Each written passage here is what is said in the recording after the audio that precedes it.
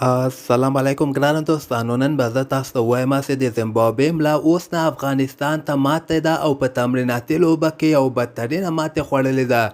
ویډیو تر اخره پورې وګورئ، په هر څه به تاسو پوه شئ.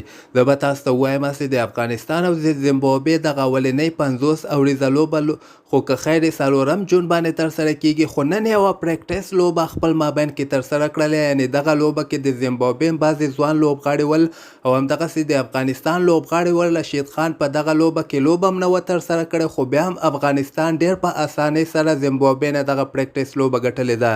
په دغه لوبه کې اول افغانستان بیټینګ ترسره کړی و. په 50 اورو کې 293 رنزه ټارګیټ دغه زیمبابوې ټیم ته ورکړی و.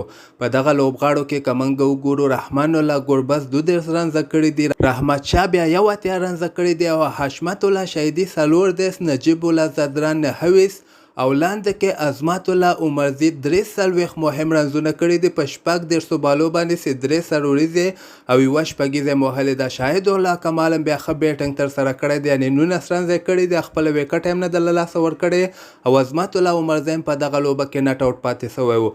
بل طرف ته که موږ د زیمبابوې دغه بیټسمینان وګورو، په دغه کې یو بیټسمین د دوی اوپنر بیټسمین 53 رنزه کړي دي او لاندې کې یو 2 نور لوبغاړي ول، هغه یو پکې 34 رنزه کړي او بل پکې 14 رنزه کړي. نور یو لوبغاړی هم د افغانستان بالرانو ته ټینګ شوي نه دي او ټول ټیم یې په 204 رنزو کې ورته آوټ کړی ده.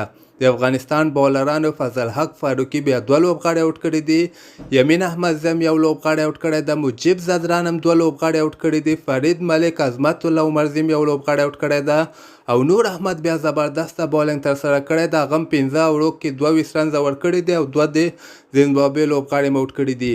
نو دغه پریکټس لوبه ول په 68 رنزو باندې افغانستان وګټله. نو دې نه دغه معلومیږي چې که خیر افغانستان به دغه 50 اوریزې لوبې ورنه وګټي، 10 پوینټونه به هم ترلاسه کړي او که خیر 20 اوریزې لوبې به موږ له زیمبابوې نه وګټو. همدغسې تازه خبرو لپاره تاسو دغه چینل هم در سره سبسکرایب کولی شئ.